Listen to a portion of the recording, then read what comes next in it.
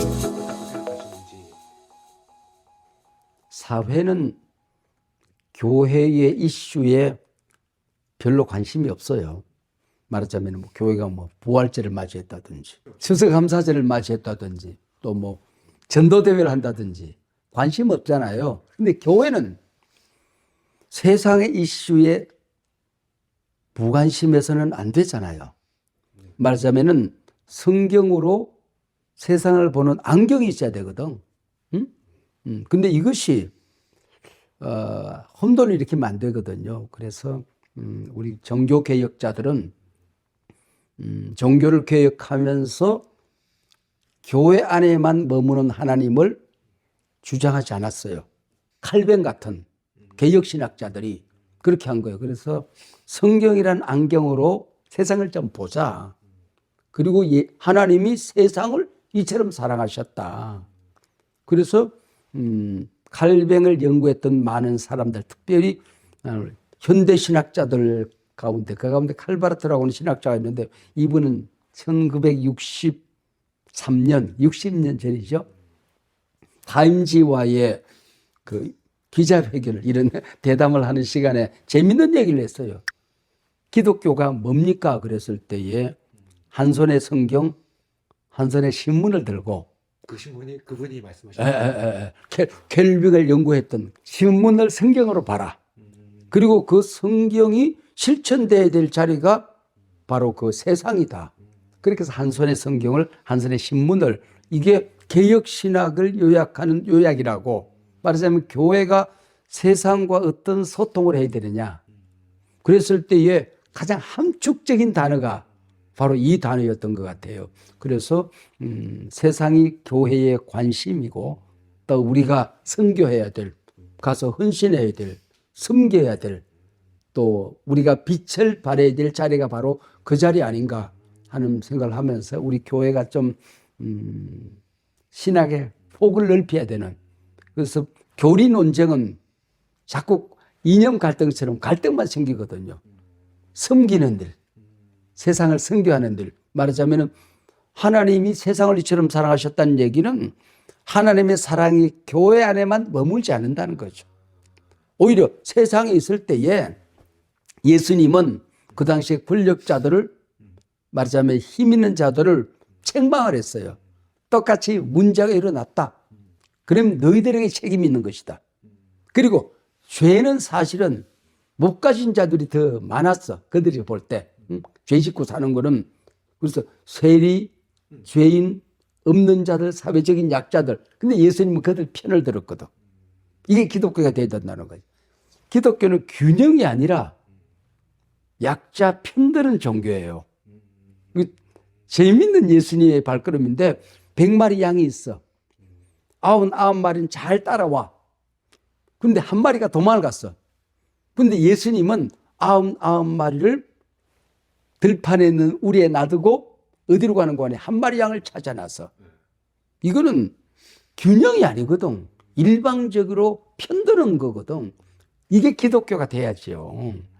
교회 안에서는, 울타리 안에서는 99마리를 잘 돌봐야 돼. 그러나 세상으로 나아갈 때는 돌봄받지 못하는, 손이 미치지 못하는 그곳으로 가는 게 기독교라고 하는 것을 선포해야 되는 거예요. 그걸 우리가 놓쳐버리면은 기독교는 우리 사회에서 폐쇄적인 집단, 그들만의 리그가 되고 마는 거예요. 일제강점기부터 지금까지 한국교회 전체가 연합사역단체를 만들어서 교회가 뭔지, 또 민족적인 어젠다들 어떻게 대처해 가야 되는지, 위정자들이 정부가 잘못된 길로 갔을 때에 우리가 뭐라고 외쳐야 되는지를 말하는 기관들이 생기는 거예요. NCCK. 일제 때 NCCK. 네, 예. 그때 이름은 좀 달랐어요. 거기 뿌리를 내려와서 이제 NCK가 된 거예요. 감리교와 장로교가 먼저 됐는데 1919년 3.1운동이 일어났잖아.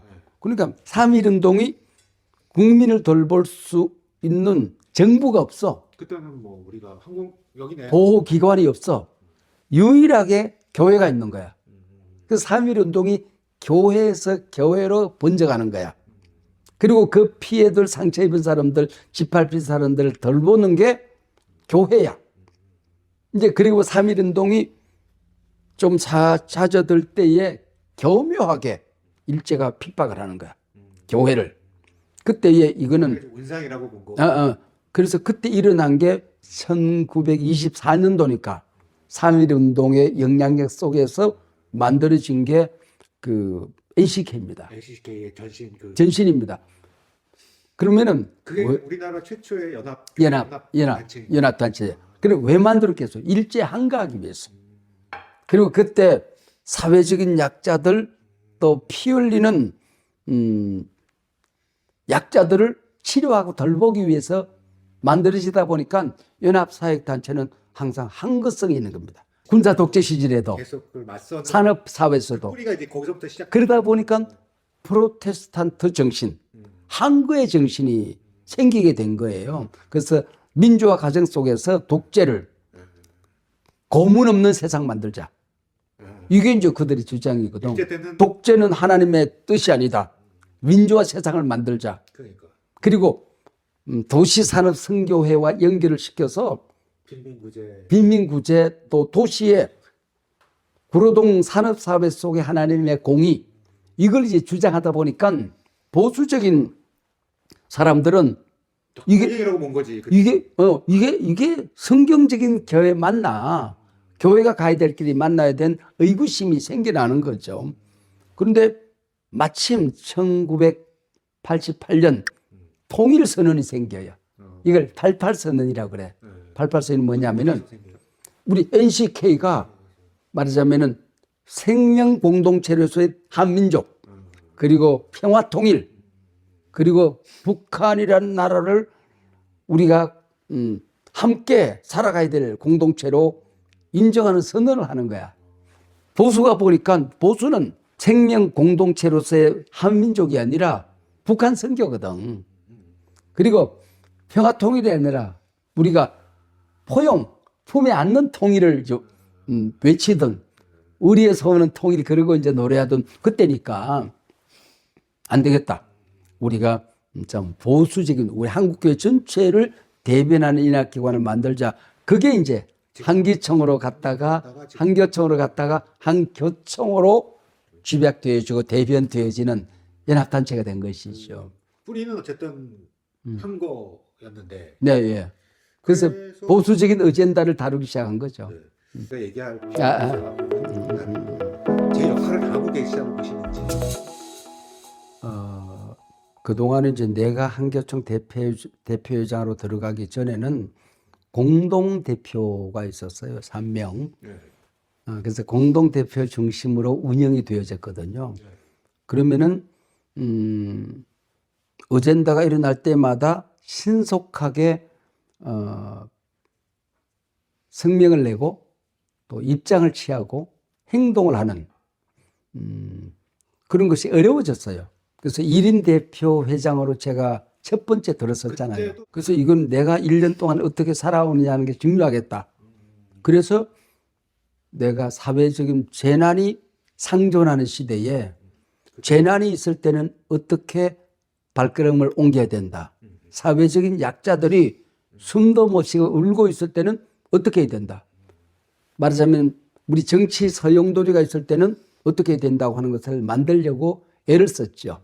선례를 만드시려고. 네, 선례를 만들려고. 그래서 성명을 꽤나 많이 했고 마침 그때 대선, 총선, 뭐 지선 다 있었어. 선거는 다 있었어. 그때 내가 계속 메시지를 내는. 그래서 그것이 교회가 뭔지, 한국 교회가 뭔지, 그리고 또 동성애법이라든지 또 이런 어떤 낙태법이라든지 이런 것들에 대해서 우리가 정도를 성경적인 정도를 내야 되는 포괄적인 차별 금지가 아니라 개별적인 차별 금지다. 이거는 과잉 역차별법을 만들어서는 안 된다. 낙태만 막아도 우리는 다음 세대 아이가 태어나지 않은 문제 해결된다. 그래서 성경적인 가치를 내야 되는. 그리고 산불이 났을 때에 달려가서 그걸 해결해 나는. 홍수가 났을 때에, 그 다음에 이태원 참사가 났을 때에 방송국으로 뛰어가서 방송국에서 인터뷰를 하면서 이걸 어떻게 우리가 빨리 신속하게 대처해야 된다. 그리고 장관들이 취임할 때에 통일장관이면 통일은 어떻게 해야 된다.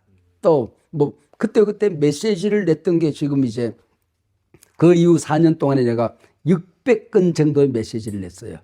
600건 정도 메시지를 냈는데 그걸 모아보려고 하는데 그것이 한교총이 이제 가야 될 길이다. 지금도 기후위기. 내가 그때 기후위기를 외칠 때에 교회가 뭐 저런 걸 해 그랬거든. 지금 그거 관심 없는 사람이 누가 있겠어요. 저출산 문제. 애 낳는 문제를 왜 한국 교회가 저걸 들고 일어나야 돼. 그런데 지금은 그거 안 한 데가 어디 있겠어요. 응? 그런 것들을 지금 다 만들어가고 있고 이런 것들을 조금 한국 교회가 가야 할 길이 무엇인가는 지금 어느 정도 파악을 한 것 같아요. 근데 어떨 때는 그 리더십들이 이 문제가 한국 교회가 어디로 가야 되느냐에 따라서 약간 보수적인 입장에 있는 회장들 또 약간 좀 중도적인 입장, 진보는 없어 그 안에. 그렇죠. 중도적인 입장에 있는 교단의 대표들 이런 사람들과 생각이 조금 다를 수 있었던 것 같다. 그래서 보니까 조금 하는 사이에 세상에 보면 이거 왜 한국 교회가 이렇게 역사의식이 없어. 이 미중한 시대에 교회가 가야 할 길을 왜 제시를 안 해. 이렇게 될 수 있다. 교회 안에 의견 차이가 저열되는 과정 속에 아마 기회를 놓친 것은 아니었는가. 그때 내가 조금 한 발자국 뒤에 있어서 조금 나도 무관심하지 않았을까. 또 내가 얘기해도 뭐 안 되는 상황이라서 그렇게 됐다. 그런 생각이 들어요. 정권과 결탁된 악습의 고리가 남아 있어서는 안 된다. 이게 이제 제 입장이죠. 그동안 어디 가나 뭐 정권, 정치계와 연결되어 있지 않은 사회단체가 누가 있겠어요. 그러나 교회만은 정치에 기대거나 그들의 도움을 요청하는 것이 아니라 우리가 함께 이 시대를 섬기지만은 그런 위정자들의 손길을 통하여 하나님의 일을 해서는 안 된다. 그건 제 입장이고 그래서 교회는 정교 분리의 원칙이 있지만은 정치와 종교가 함께 같은 시대를 섬기는 동반자라는 생각을 가지고 있어요. 그래서 좋은 길로 갈 때에 건강한 협력을 하면서 함께 우리 젊은이들에게는 희망을 또 노인들에게는 평화를 온 국민들에게는 안녕을 우리가 함께 만들어 가야 된다. 그 생각을 하는 거죠. 그래서 그리고 성경적인 가치에서 볼 때에 조금 어긋났다. 그렇게 되면은 비판해야 된다. 그게 교회다.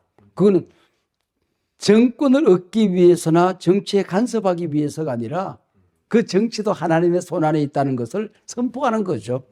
하나님은 교회 안에서만 하나님이 아니고 악인에게도 심지어는 죄인에게도 비를 주시는 하나님이신데 하나님의 공의가 그곳에서 이루어져야 된다. 그래서 비판을 해야죠. 건전한 비판. 비판을 위한 비판이 아니라. 그래서 성경이라는 안경으로 세상을 보면서 이것은 성경적인 가치에 맞다고 생각하면은 건전한 비판을 한다.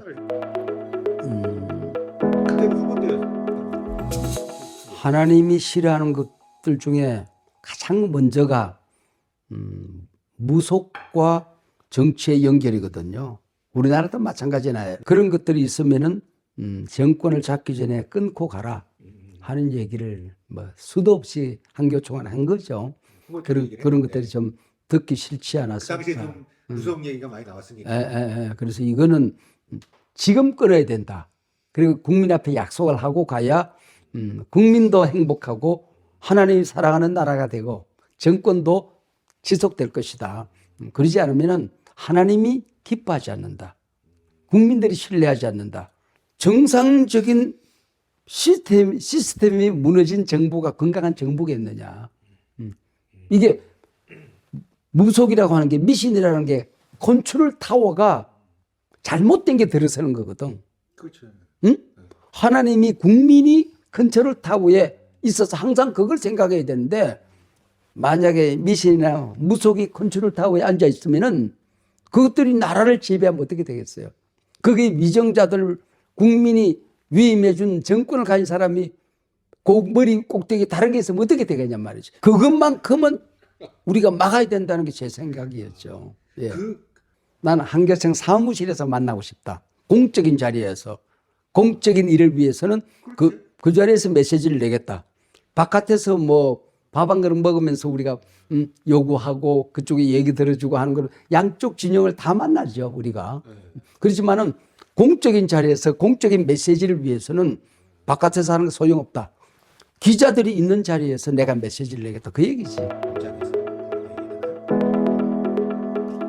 엄격한 정교 분리를 주장하는 사람들은 정치적인 메시지를 내는 것도 정교 분리에 어긋난다고 보는 극단적인 사람도 있습니다. 아예 그냥 우리 조용히 신앙 그리고 또 국가도 종교에 뭐 도움을 요청하거나 그게 아니고 국민의 한 사람으로만 보호하자 이런 분들이 있습니다. 그러나 사실은 그 의미는 그런 건 아닙니다. 의미는 그런 게 아니고 종교가 정치와 연결고리를 갖는다든지 또 종교가 선거 과정 속에 개입을 해서 말하자면 몰표를 그야말로 이단들이 하는 것처럼 몰표와 방패가 거래를 갖는다든지 그렇게 해서 선거 때부터 종교가 관여를 해서 그 이후에 정치적인 소통을 통해서 종교의 유익을 얻고자 한다든지 이런 일들이 있어서는 안 된다고 하는 것이죠. 그리고 정치인들도 교회를 영적인 단체로 또 우리 시대에 같이 이 세상을 섬기는 우리 단체로 인정을 하고 보호하고 그렇게 해야지 이용하면 안 된다는. 선거 때 이용을 한다든지 또 뭐 자기 진영으로 이용한다든지 또 그들의 어떤 집회 같은 데 교회를 동원한다든지 이런 것들이 있어서는 안 된다고 하는 차원에서의 정교 분리는 맞다. 저는 그렇게 생각하는 것입니다. 제가 보다가 좀 약간 뜻밖인 걸 봤는데 예장통합 총회장도 지내셨잖아요. 그럼요.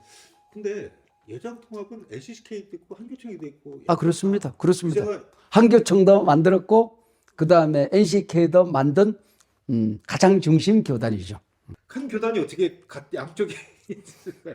NCK와 한교총은 한국 교회 안에서 다양성의 장점을 가지고 있는 기가 막힌 구조입니다. 이건 자랑스러운 일이죠.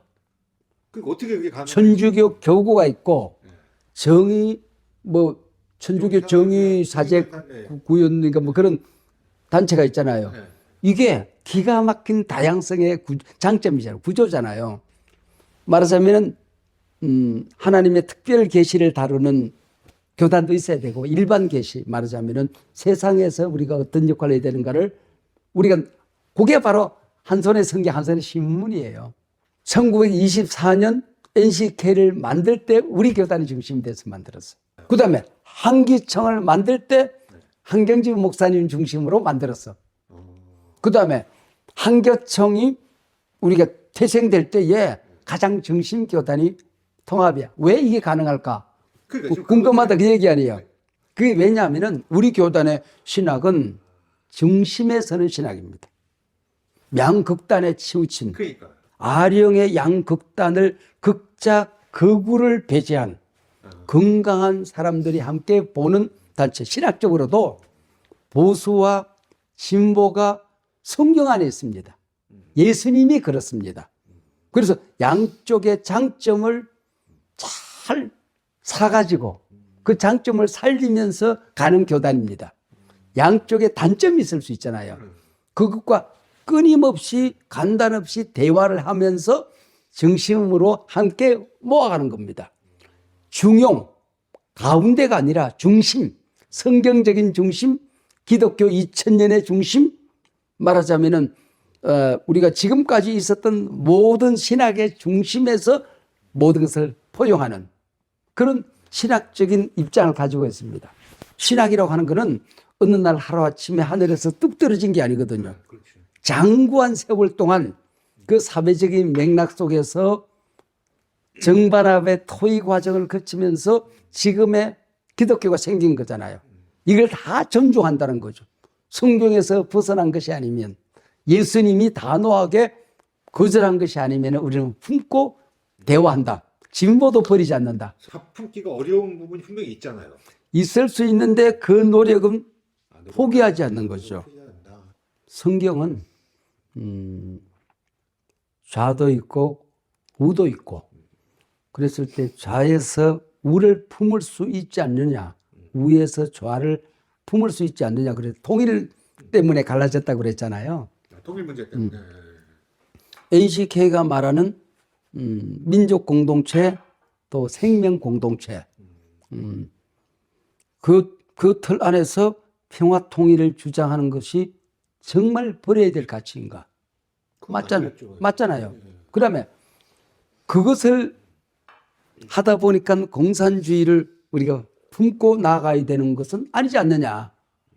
그래서 북한 선교, 그래서 북한의 복음을 전파해서 말하자면은 그 안에서 스스로 북한이 종교를, 기독교를, 예수를 믿고 그것이 하나님의 역사에 의해서 통일이 되어지는 자유, 민주, 평화, 통일의 그 정신도 버릴 수 없는 것 아니냐. 어느 노력을 우리가 멈춰야 되겠느냐. 그래서 우리가 이것도 버리지는 않는다. 그러나 이 중요한 기독교의 땅끝까지 복음을 전하라고 하는 이 지상명령, 그것이 지구가 이렇게 생겼는데 거꾸로 북한을 등지고 남쪽으로 달려서 지구를 한 바퀴 돌아서 마지막에 만나는 게 북한이잖아요. 북한의 복음을 전하지 않으면 땅끝까지 복음을 전하는 게 아니란 말이에요. 그러면 이 가치를 버려야 되겠느냐. 그래서 두 교단의 방점이 다른 것을 우리가 인정하고 수용하고 간다. 이게 우리 교단 입장입니다. 양쪽으로부터 다 공격을 받습니다. 그러니까. 예수님이 그렇게 했습니다. 양쪽으로부터 다 공격을 받았습니다. 네. 이때에 전 세계에서 일어난 운동이 에큐메니칼, 교회일치. 전 세계 교회는 서로 다른 입장, 다른 어떤 방점이 있지만은 신앙 고백이 같으면 한 하나님이면 우리가 이 세상을 같이 섬기자 하는 운동이 일어났습니다. 그 운동 중심에 우리 교단이 있었던 거죠. 그래서 우리 교단은 에큐메니칼 진영이라는 별명을 가지고 있습니다. 그럼 회비를 양쪽이 다 낸다는 얘기네. 회비를 제일 많이 냅니다. 그러니까 더블로 내야 돼. 네, 더블로 제일 많이 냅니다. 회비를 제일 많이 내. 그것까지 다 하시네. 아니 많이. 신학과 사회적인 어젠다에 있어서는 굉장히 포용적입니다. 그래서 우리가 사회에 참여하는 것은 영향력의 확대가 아닙니다. 책임의 확대를 위해서 끊임없이 우리는 그 일을 합니다. 끊임없이 우리 교단 안에 총회가 있을 때마다 NCK가 진보적이고도 극단적인 메시지를 냅니다. 가령 예를 들면은 동성애자들을 우리가 포용해야 되는 입장을 낸다든지 그런 걸 할 때 교단 탈퇴 얘기가 계속 나옵니다. 그래서 그리고 WCC가 많은 그런 진보적인 우리가 포용할 수 없는, 인정할 수 없는 많은 것들을, 그런 것들이 논의가 되어질 때에 WCC 탈퇴에 대한 끊임없는 요구가 있습니다. 안에서. 그래서 제가 총회장 때에 거기에 대한 책을 냈습니다. 네. 거기에 대해서 우리 교단의 입장, 우리 교단이 왜 에큐메니칼의 길을 가야 되느냐는 책을 냈습니다.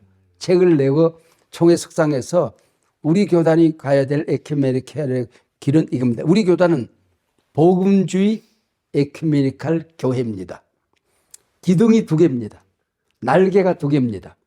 그래서 복음주의라는 날개와 에큐메니칼한 날개를 가지고 우리는 역사를 허이허이 저으면서 날아가는 한국교회를 버티는 기둥이 복음주의 기둥과 에큐메니칼 두 기둥이 있어서 한국교회를 버티고 가는 것이 옳다는 입장입니다. 그러면은 거기서 내는 WCC나 NCK에서 내는 그 메시지에 동의하는 겁니다. 동의하지 않습니다.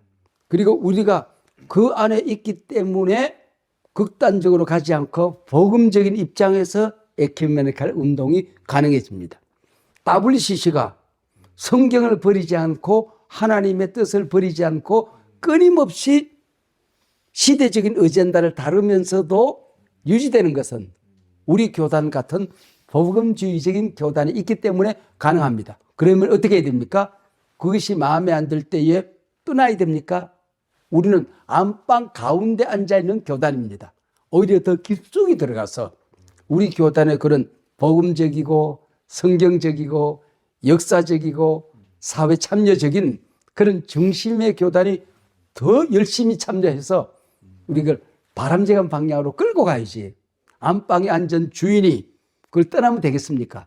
우리가 있기 때문에 이런 에큐메니칼 운동이 복음적으로 이어가는 것이고 복음주의가 교회 안에 매몰되지 아니하고 사회로 영향을 끼치는 역사를 책임지고 하는 그런 신학이 가능한 겁니다. 그래서 그 중심에 들어가야 됩니다. 이것이 우리 입장입니다. 틀리지 않았으면 이걸 받아주시기 바랍니다. 어떻게 하시겠습니까? 받아들이기로 동의합니다. 제청합니다. 찬성하시면 예 하시오. 예! 만장일치로 받았습니다. 아, 그러네요. 약간 이런 표현으로 제가 그래서 우리가 맞습니다. 그리고 우리는 차별 금지라고 하는 것은 성경적인 가치입니다. 남녀를 차별하지 말아라. 노인과 젊은이를 차별하지 말아라. 수많은 차별 금지는 성경적인 가치입니다. 그런데 포괄적인 차별 금지라고 하는 얘기는 거기다가 들어가서는 안 되는 동성애자들에 대한 말하자면은 그 동성애는 틀렸다 이 말을 하면은 법에 걸리는 이런 법을 만들 수는 없잖아요. 그게 포괄적인 차별 금지는 과잉 역차별 아니냐. 그럴 수 있죠. 그런 법을 만들지 말아라. 동성애자들이 동성애를 인정해 달라고 소리 지르는 것은 민주 시민사회에서 있을 수 있는 일이다. 그들만의 세계에서. 그러나 그들이 틀렸다는 얘기도 할 수 있어야 된다는 거죠. 자, 동성애자들이 우리가 결혼하겠습니다 하는 것도 자기들이 주장할 수 있는 근거가 있을 수 있어요. 그러나 목사한테 와가지고 우리 결혼 주례해 주세요. 나는 성경적인 양심에서 동성애자들 주례는 안 됩니다고 이걸 못하게 하는 법을 만들어서는 되겠느냐. 이게 과잉 역차별 아니냐. 이런 입장에서 양쪽에 다 틀린 것은 틀렸다고 얘기하고 우리가 수용해야 되는 것은 수용해야 된다고 얘기를 해야지 한쪽 편에 서서 한쪽 편 죽이라 하는 것은 옳지 않다. 이게 우리 교단의 입장입니다. 근데 우리 교단 공식적인 입장으로 참석하지 않습니다. 개별적으로는 갈 수 있겠지만 교단이 공식적으로 가는 것은 안 갔습니다. 광화문에서 했던 11일. 네, 안 갔습니다. 그러면 진짜 양쪽에서 욕 먹을 때도 많을 것 같은데. 우리가 이런 대담을 하고 나갈 때에 양쪽에 다 우리 약 먹잖아요. 왜 우리는 이런 길을 가느냐. 예수님이 그 길을 가셨으니까. 우리가 믿는 성경은 그 길이라는 확신 때문에 우리는 중심에 서는 신학의 길을 가는 겁니다. 예전 통합 얘기는 정확해요? 통합적 총회장은 프레지던트가 아닙니다. 그럼 모더레이터로 갑니다.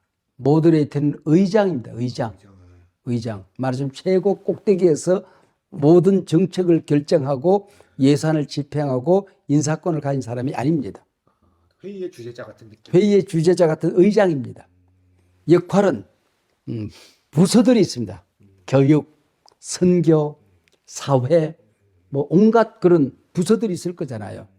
그리고 그들을 섬기는 부장이 있고 총무가 있고 다 역할을 합니다.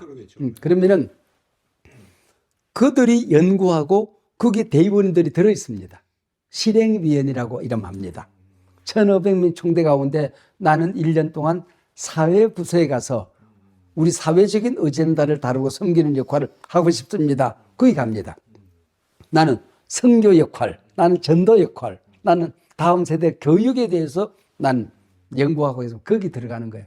그러면은 교육적인 어젠다가 있을 때 교육위원회가 그런 일들을 의논합니다. 그리고 연구하고 결론을 내립니다. 이다음 문제가 있을 때에 이게 이단이냐 아니냐 모든 총대 회원들이 연구하는 게 아니고 그 위원들이 연구를 합니다. 그리고 결론을 내려서 총회 보고를 해요. 보고를 하면은 총회장이 모더레이터가 의장이 되어서 보고서가 이렇게 올라왔습니다. 뭐 이의가 있습니까? 있으면 또 의논하고 그래서 물어보고 그렇게 해서 보고된 사항을 결의해서 끌고 나가는 게 총회장입니다.